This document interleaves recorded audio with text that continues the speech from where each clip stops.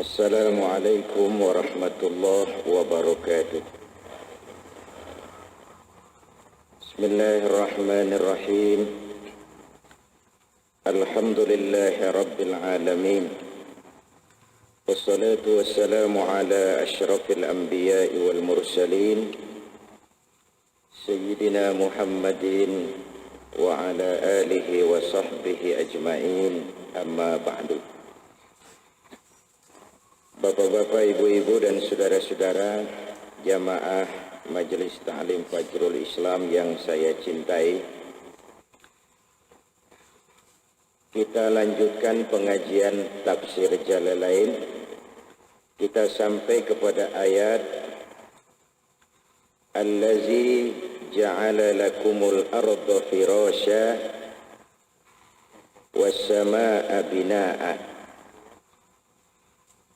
Mari kita lihat. Allazi ja'ala ay khalaqa lakumul arda firasyan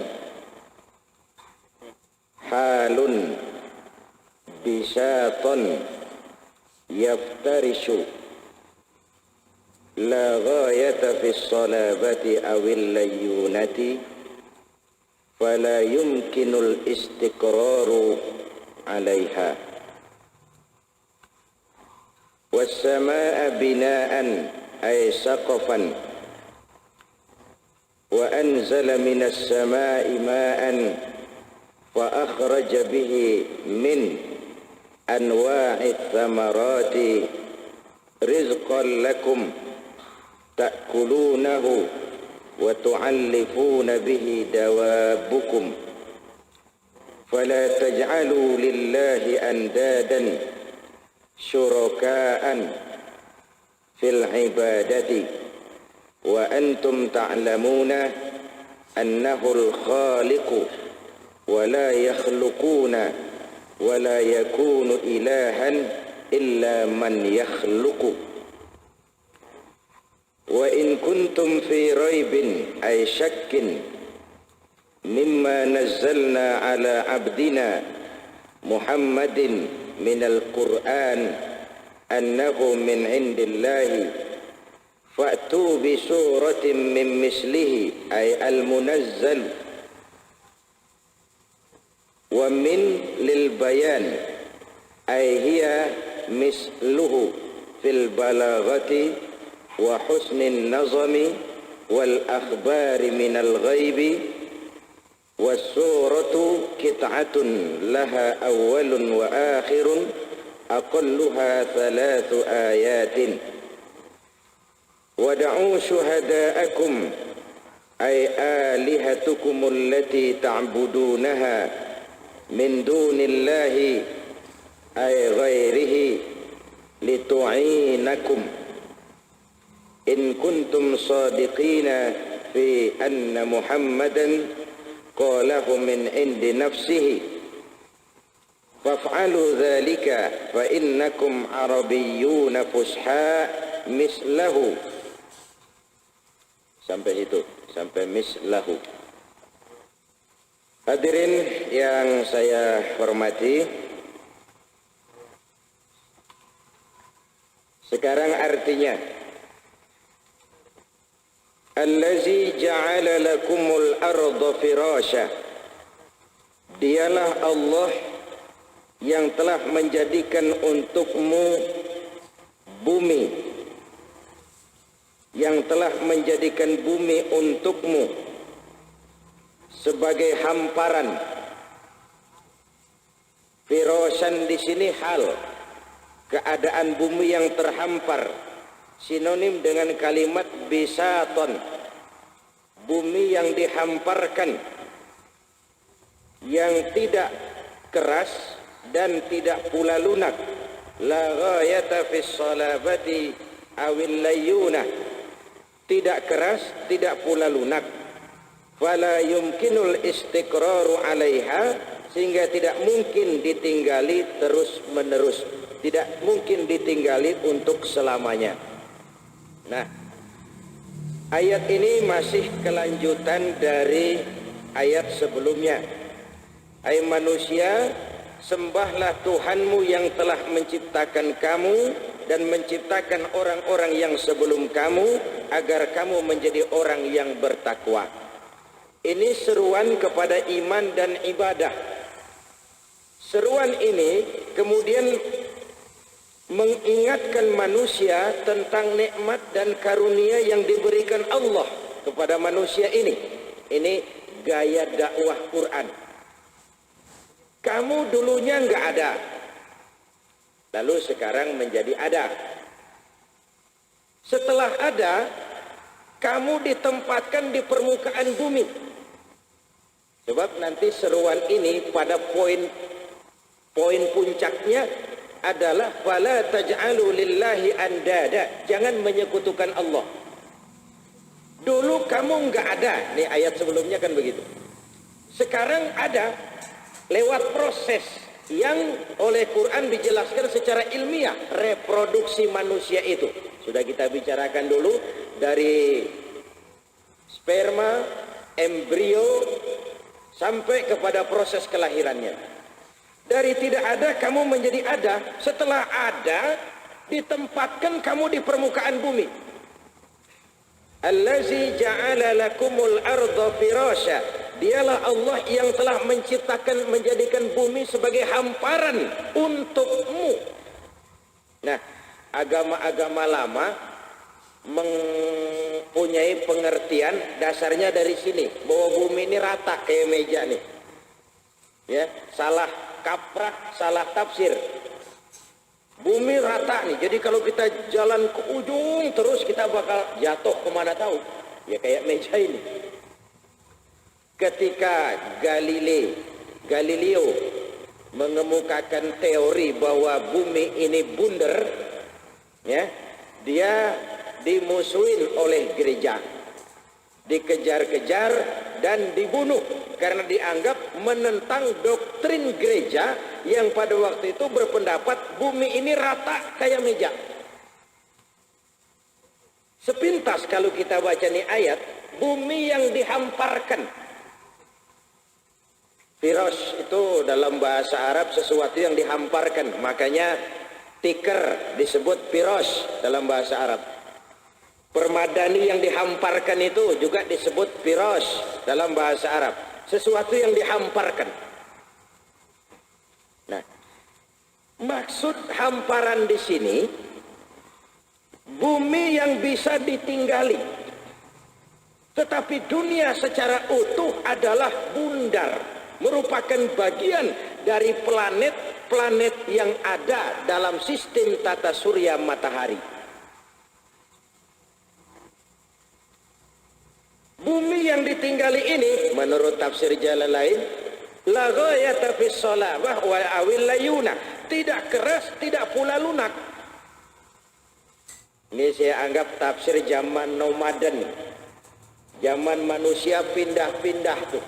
Kapan? Pada saat manusia tunduk kepada alam. Tapi pada saat manusia mulai menguasai alam, tafsir ini udah tafsir untuk jangka panjang. Tidak mungkin ditinggali selamanya, dalam arti mau abadi di bumi ini enggak. Ibu bapak, saudara-saudara, bumi ini tidak keras semuanya, tidak lunak semuanya. Allah ciptakan dengan keseimbangan. Oh, ini keseimbangan bumi ini.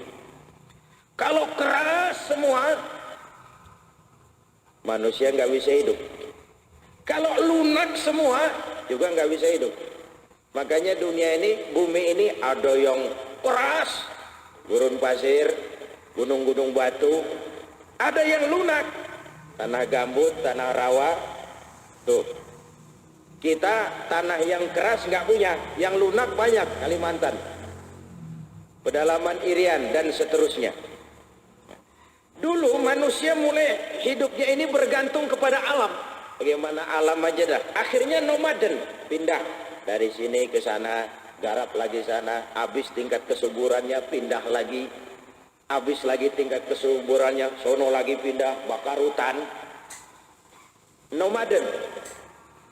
Kemudian manusia makin pinter, mulai berusaha menguasai, mengolah alam. Tidak tunduk lagi kepada alam. Bagaimana yang gersang ini bisa ditanami? Itu saudara-saudara bisa lihat di negara-negara Timur Tengah sekarang ini. Gurun pasir itu diolah begitu rupa sampai bisa terjadi penghijauan. Dan itu berhasil. Yang saya tahu persis Arab Saudi. Dia bikin satu proyek percontohan, satu lahan yang begitu luas dihijaukan.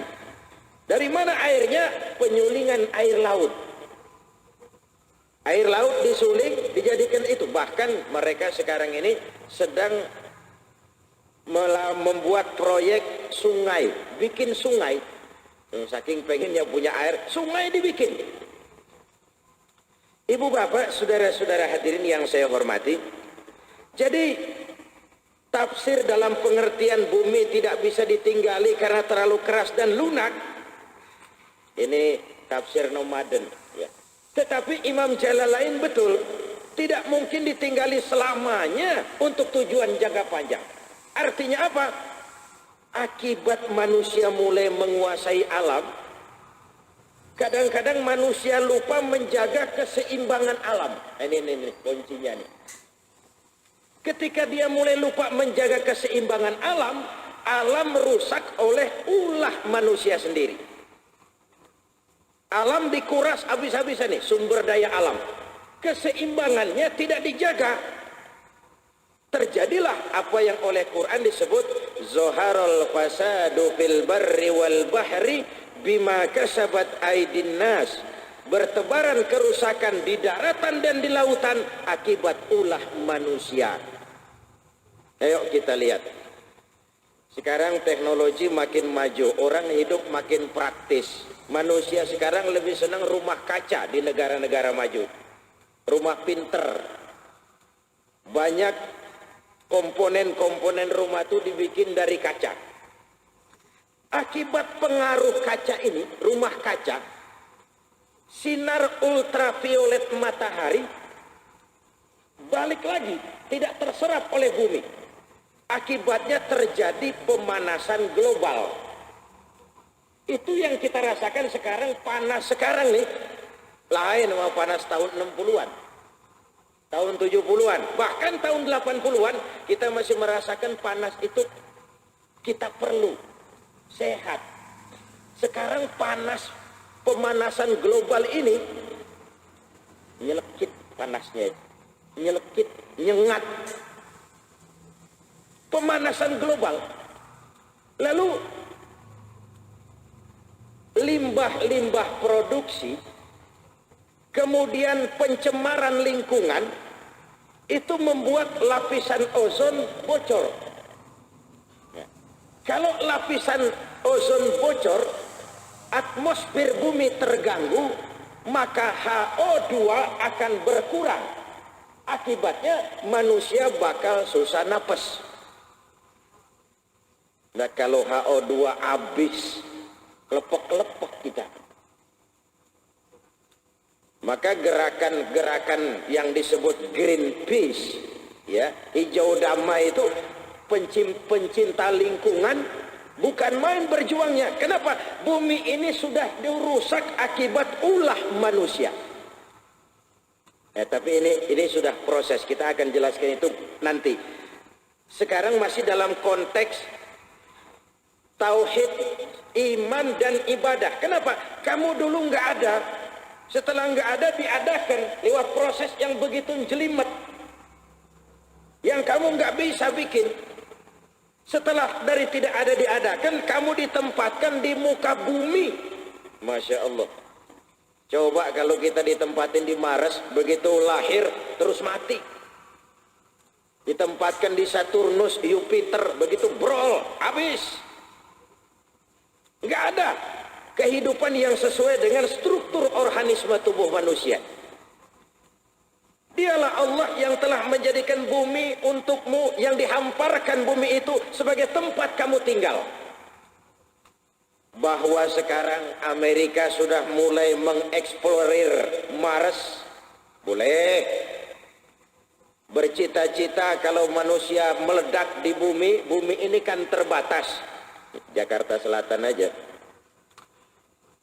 itu rata-rata 12.000 orang per kilometer kalau dibagi rata. Penduduk Jakarta Selatan 1 kilometer 12.000 orang. Semeter berapa itu? 1 kilo kan 1.000 meter. Jadi 12.000 bagi 1.000, semeter 12 orang kalau disusun.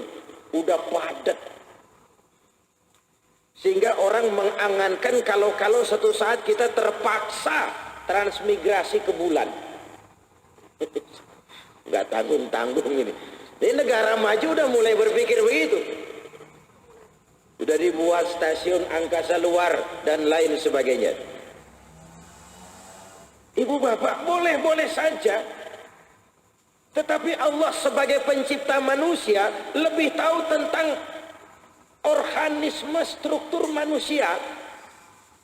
Kau hanya akan hidup di bumi ini. Allazi ja'ala lakumul arda firasya. Dialah Allah yang telah menjadikan bumi untukmu yang dihamparkan sebagai tempat kamu tinggal. Ini satu nikmat yang luar biasa. Saya wawasan kebangsaan saya, kebanggaan saya sebagai anak Indonesia tumbuh bukan karena saya ditatar untuk itu, bukan. Tapi karena perjalanan dakwah saya ke pelosok Nusantara dan ke mancanegara. Saya lihat, saya bandingkan, saya lihat, saya analisa, timbul rasa kebanggaan jadi anak Indonesia, lebih mensyukuri nikmat kok saya dilahirkan di Indonesia. Ibu bapak, saudara-saudara hadirin yang saya hormati, bumi yang kita tinggali ini diciptakan untuk kita. Dan tidak cuma itu, di dalam perut bumi Allah siapkan kebutuhan kita. Ini masuk lakumul ardo, untukmu bumi dan barang yang dikandungnya. Kandungan bumi itu Afrika Selatan dulu kita anggap primitif, sekarang maju luar biasa. Kenapa? Buminya mengandung 90% emas dunia. Itu asalnya Afrika Selatan. 90% emas dunia, kecuali emas Jawa, inilah 90% emas dunia itu asalnya Afrika Selatan. Minyak, gas, Masya Allah. Beberapa kali saya ke Arun, Aceh, saya ke Bontang, saya juga lihat Natuna, bagaimana gas itu, ya Allah, kekayaan Allah yang kita kuras, tetapi yang kepada Allah kadang-kadang kita nggak syukur. Bagaimana proses gas itu dari dieksplorir, diselidiki, kemudian ditambang, sampai kemudian dikapalkan, sampai jadi duit. Kandungan perut bumi, ya minyak, gas, batu bara, masih banyak lagi. Ini semua mengingatkan kita, Allazi ja'ala lakumul arda, dialah Allah yang telah menjadikan bumi sebagai hamparan untukmu. Jadi kalau Imam Jalalain mengartikan fala yumkinu lil istiqrari 'alaiha, tidak mungkin ditinggali untuk selamanya, saya menganggap ini tafsir untuk masa depan. Dalam arti bumi ini tidak abadi. Kenapa? Dia materi, ada yang keras, ada yang lunak. Artinya satu saat dia bakal hancur. Dan bahwa dunia akan kiamat sekarang aja secara logika bisa kita ngerti kok. Oleh tingkah manusia sendiri, dunia bisa hancur. Dunia bisa hancur. Jawa Amerika sok polisi aja, Iran diperiksa habis-habisan, Irak. Padahal dia sendiri nyimpen senjata pamungkas yang lebih gendeng. Menyimpan senjata-senjata penghancur yang luar biasa. Untung sudah terjadi konferensi pelucutan senjata. Kalau tidak, saya ingat tahun 90-an saat masih ada Soviet, almarhum. Almarhum Soviet. Senjata yang dimiliki bersama oleh Amerika dan Rusia sudah sanggup memusnahkan 6 miliar manusia pada saat jumlah manusia waktu itu baru 4 miliar. Timbang dia berdua.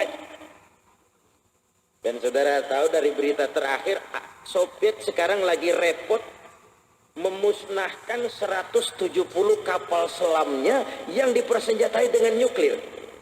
Ngilanginnya aja repot. Bayangin, manusianya 4 miliar, senjatanya bisa menghabiskan 6 miliar manusia. Dan itu senjata sudah diprogram, sudah diadresin, tinggal ngirimin. Diatur dengan sistem komputer, pijet sini nyampe ke Jakarta, pijet sini sampai ke sono, pijet sini, tinggal knob, namanya knob war, perang tombol, bukan lagi perang konvensional, perang tombol, main kirim-kiriman senjata, kayak kita lebaran, kirim-kiriman kue, kirim senjata, main kirim-kiriman, udah ada alamatnya masing-masing. Yang ini buat mana nih, jeruk purut, kirim sampai ke jeruk, udah dikirim-kirim. Knob war namanya, perang tombol. Jadi secara logika kita bisa mengerti bahwa dunia ini bakal kiamat. Memang Ibu bapak saudara-saudara, jadi tafsir ini benar. Bumi tidak bisa ditinggali selamanya, dalam artian alam ini bakal ada batasnya. Kenapa? Materi, yang materi kan berubah. Yang materi itu berubah selalu dan selalu. Kita terusin.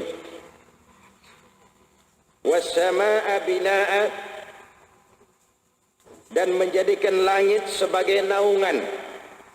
Binaan ay saqafan, atap, loteng, saqaf. Menjadikan langit sebagai naungan.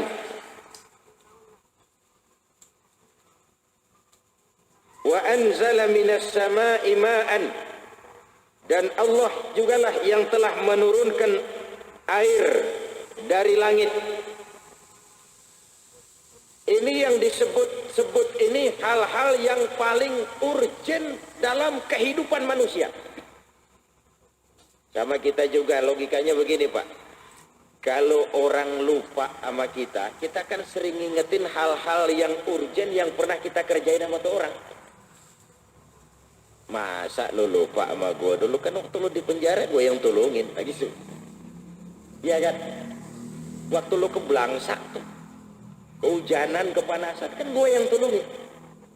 Kita sering ngungkap itu supaya dia ingat. Ini kayaknya kenapa sih kamu menyekutukan aku, kata Allah. Kamu nggak ada, aku adai. Aku suruh tinggal di muka bumi yang pas buat kamu untuk melangsungkan hidup dan generasi. Di bumi terkandung kebutuhan-kebutuhan hidup kamu. Langit sebagai naungan, diturunkan air dari langit. Air paling urgen dalam kehidupan.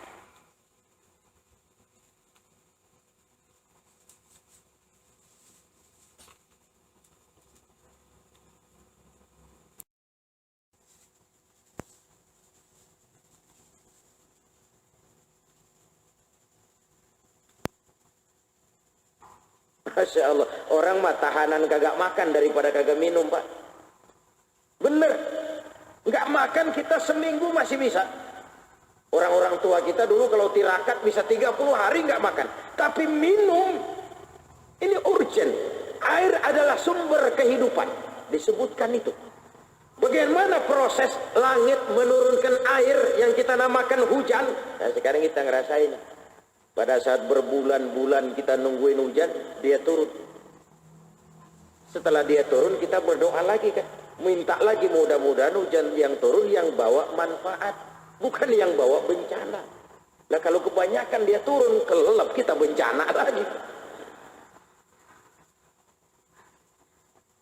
Diingatkan manusia kepada hal-hal yang paling urgen dalam hidupnya. Bumi, langit, air, darat, udara, air. Itu kan sumber kehidupan semua. Salah satu proses air ini dijelaskan. Fa'akhraja bihi, lalu dari bumi yang disirami air itu, bihi bil ma'i, Allah keluarkan min anwa'is samarat, Allah keluarkan, Allah tumbuhkan macam-macam samarat, buah-buahan. Rizqan lakum, sebagai rezeki bagi kamu. Ini prosesnya juga sudah proses anatomi biologi ini sebenarnya. Bagaimana air turun dari langit, diserap oleh bumi, muncul tumbuh-tumbuhan yang bermanfaat bagi manusia. Buah-buahan disebutnya di sini. Samar, bukan sajar.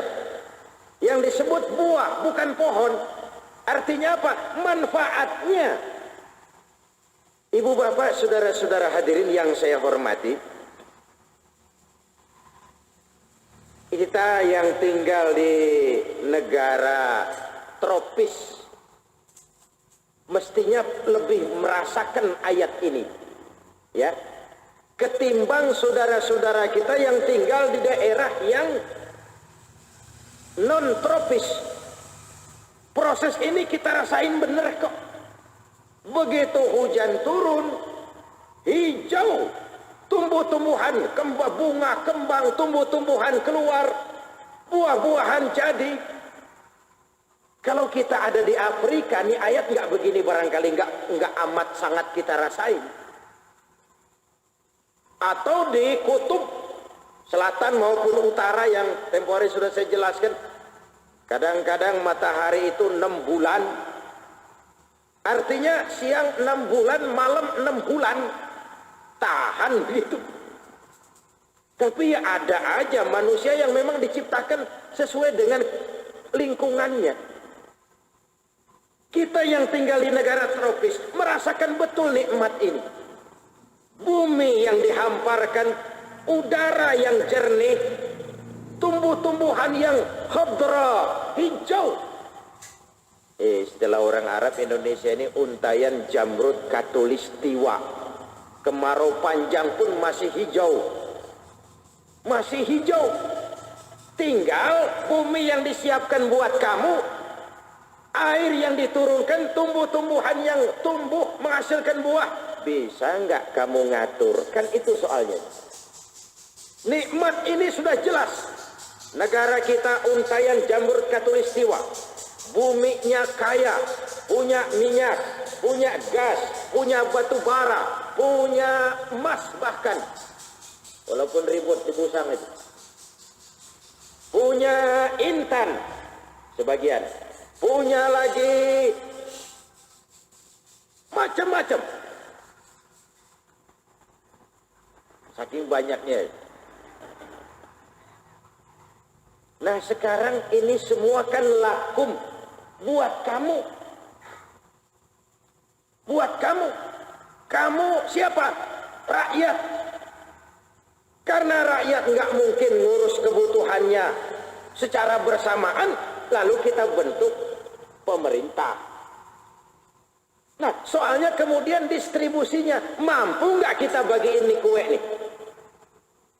Allah bilang, manusia, ini bumi. Kue besar nih. Untuk kamu, atur yang benar.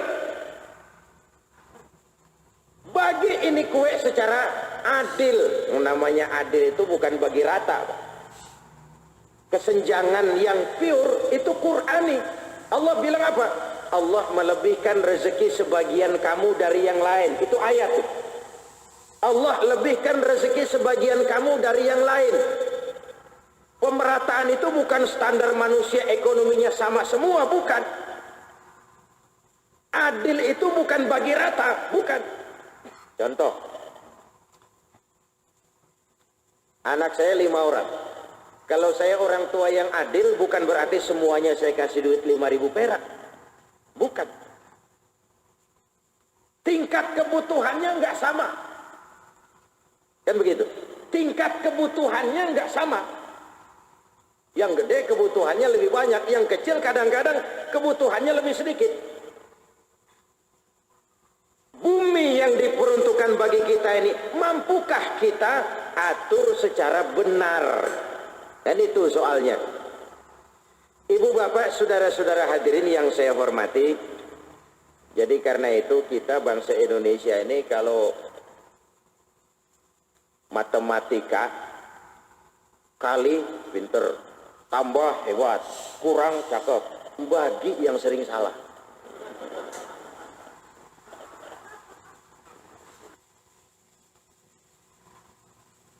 Hadirin yang saya hormati,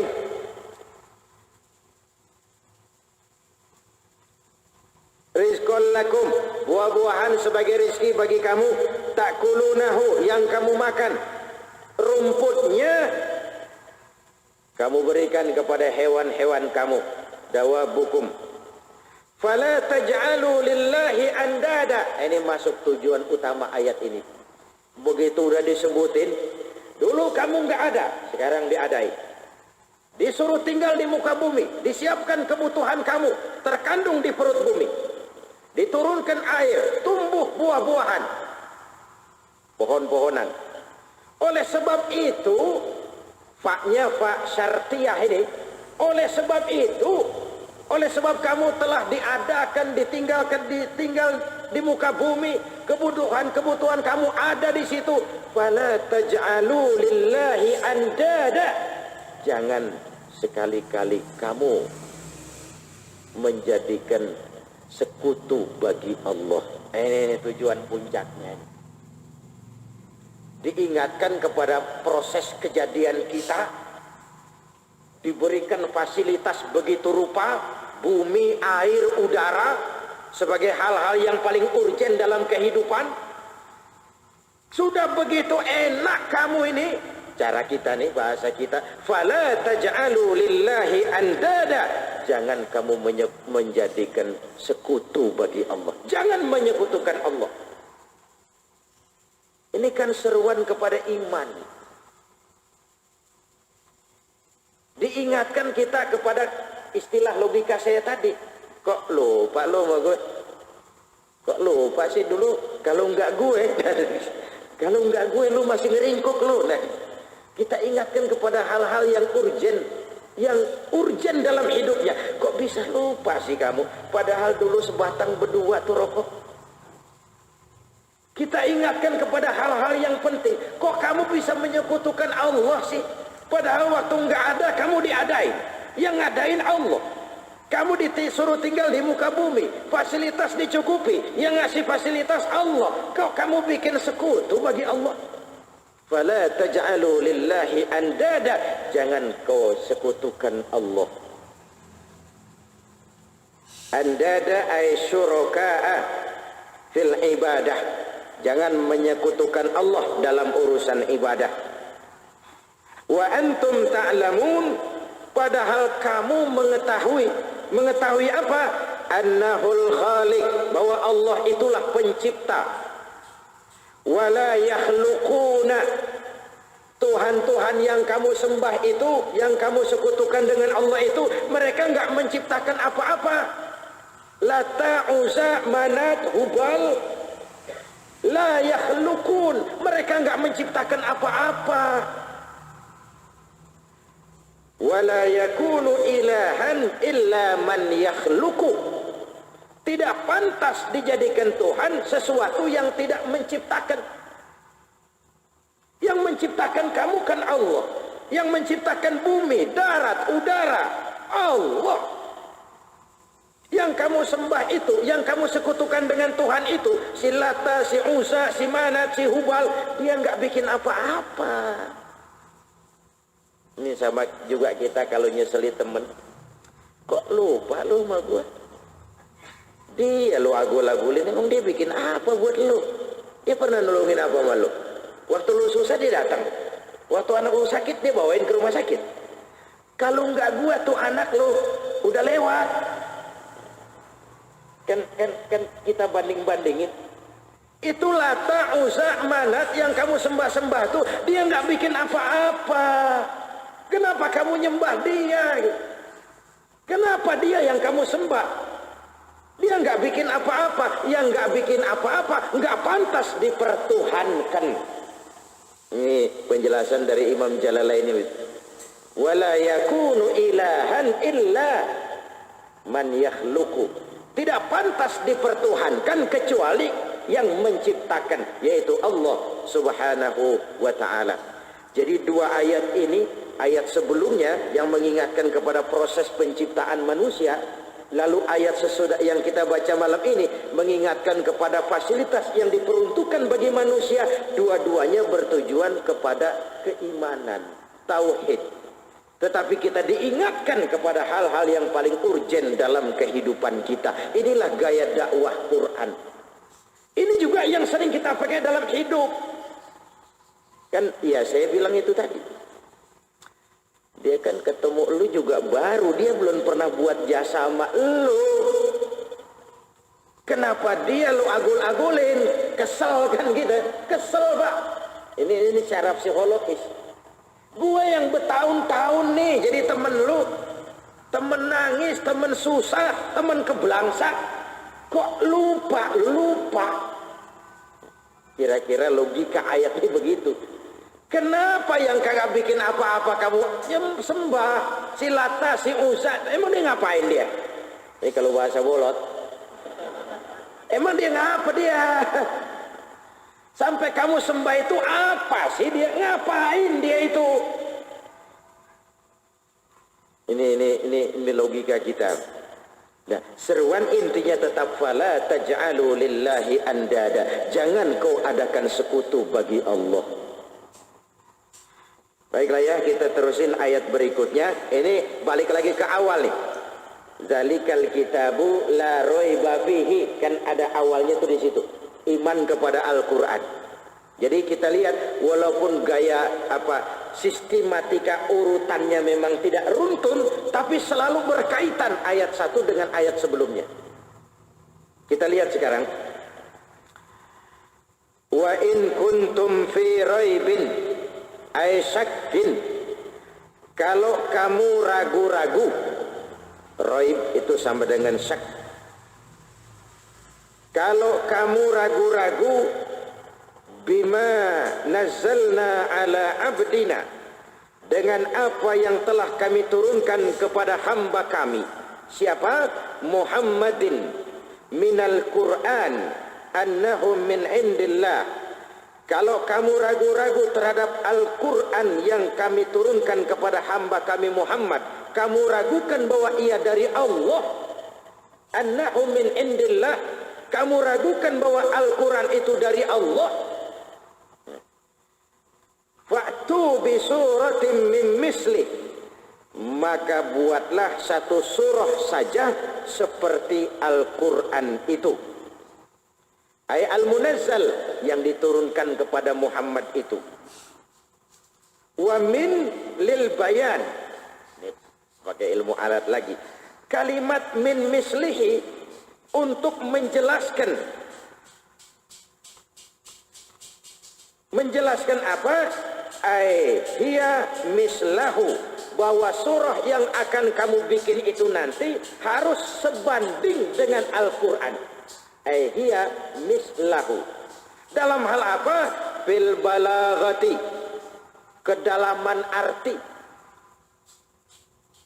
Wa husnin nazami, keindahan susunan kata. Balaghah itu artinya kedalaman arti.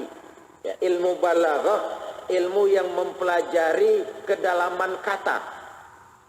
Arti balagh itu sampai omongan di bahasa disebut indah, disebut bagus, kalau pesan-pesan yang akan disampaikan tertuang dalam kalimat yang dipakai dan disampaikan.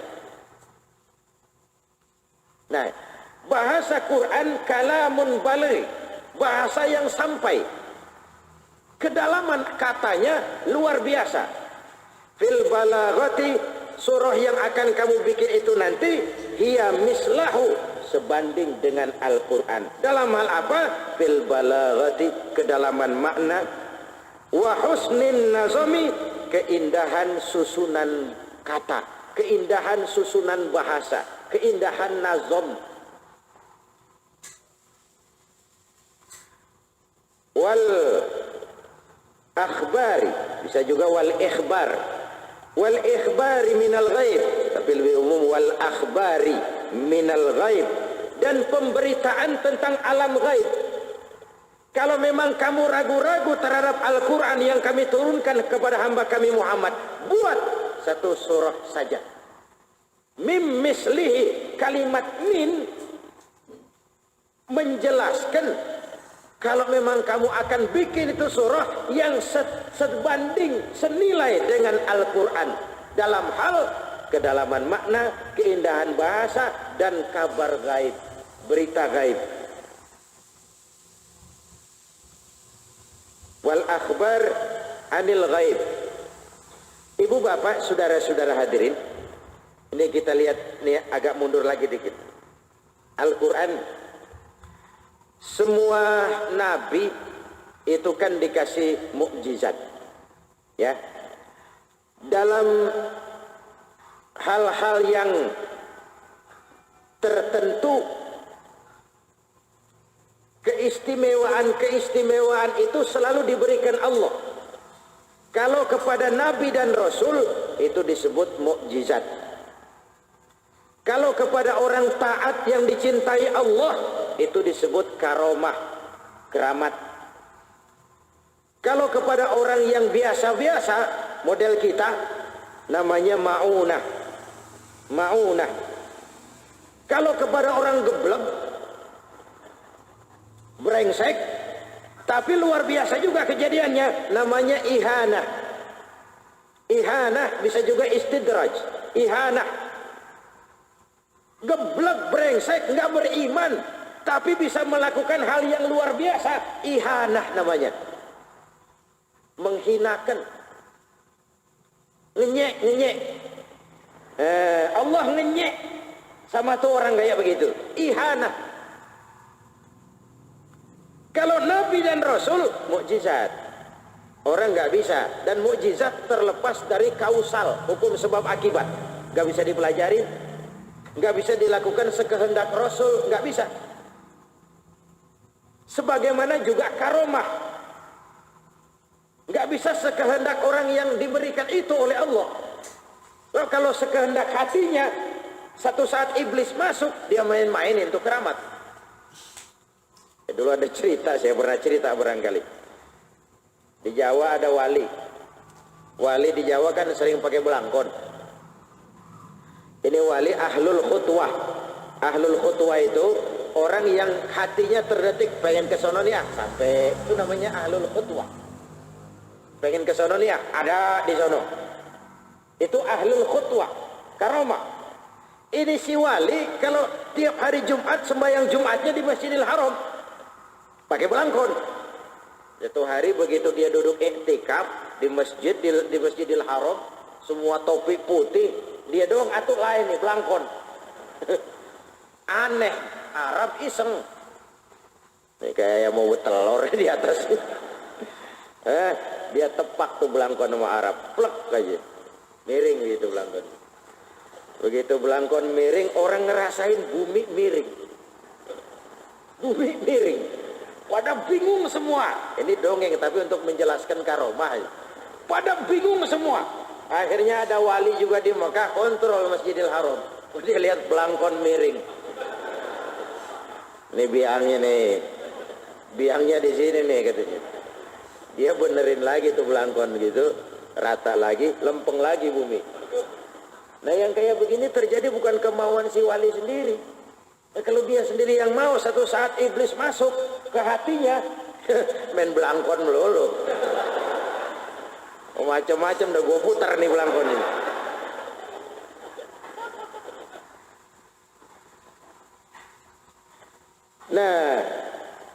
zaman dulu umumnya mukjizat para nabi itu material indrawi.